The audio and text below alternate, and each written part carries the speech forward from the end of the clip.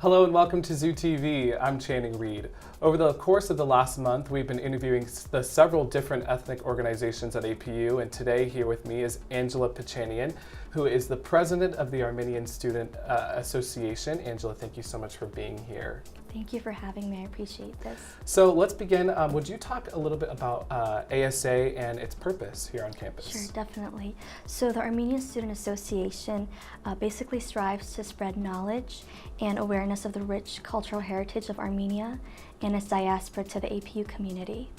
And I would say its purpose is basically in three forms. First, we provide a safe space for students of Armenian heritage and of all heritage, basically those who stand in solidarity and support the Armenian culture and cause. Second, we definitely want to be a liaison to the APU community by spreading awareness. And third, we strive to host cultural and social events on campus and programs basically to support local and global organizations.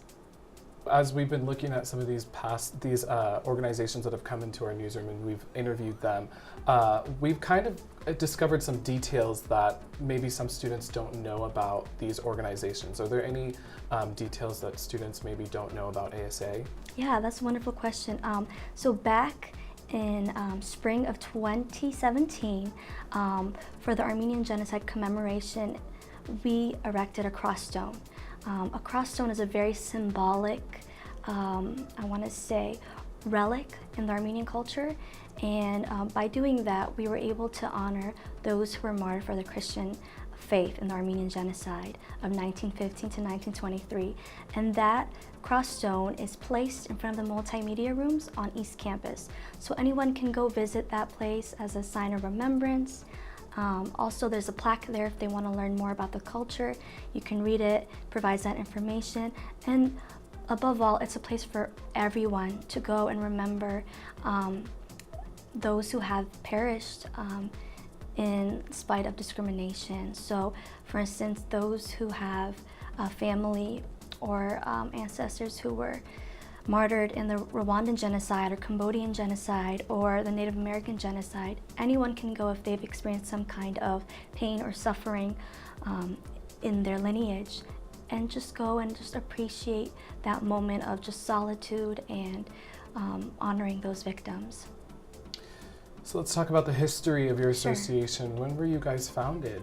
So from what I understand, we've been founded a long time ago, but we were reinstated fall of 2015 with Hofsep Chaparian and Elijah Hagopian and many other members who were just ready to start that thing again and start ASA and include everyone and just have a good time on campus celebrating the Armenian culture.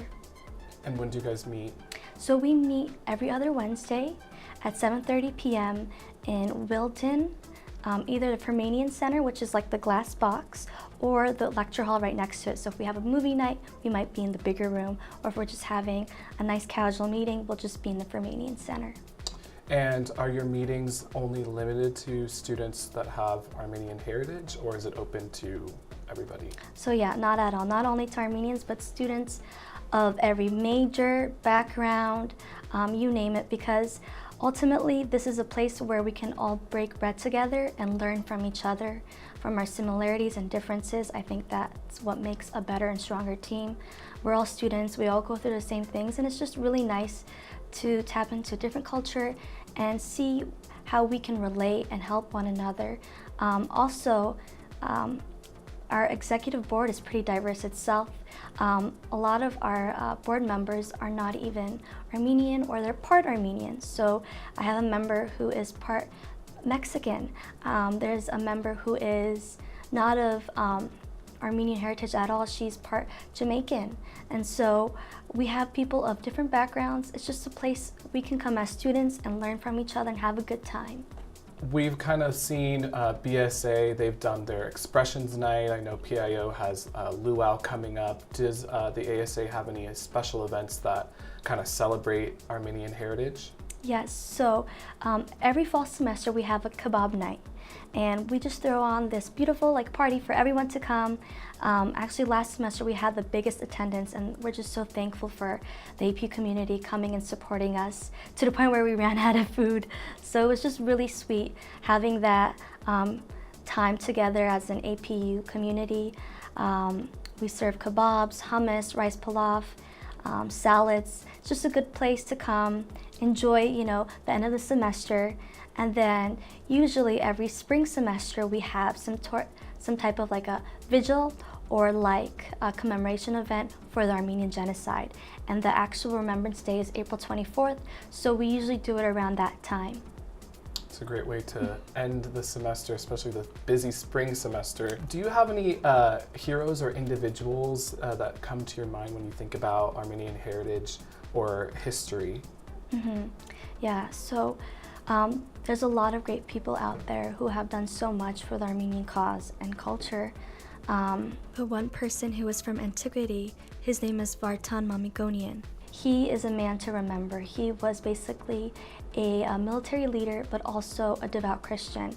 And what happened was, at that time, Armenia was always in a position where they were landlocked with enemies. So there was a lot of oppression and different empires coming, trying to conquer, but through the test of times, Armenia was able to withstand that. Why? Because he basically said, no, we're going to stand true to our Christian faith, even though, let's say in that situation, the Persian Empire wanted to dictate and impose Islam on the Armenian people. He said, no, let's stand true to our faith.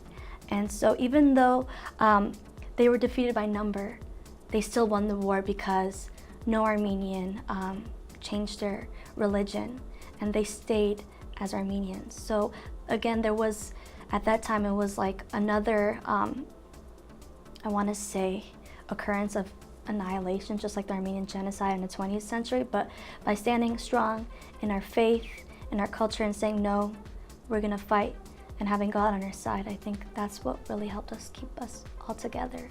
Last month in February, there was the big diversity week that we had on campus, which was so much fun to sit back and watch.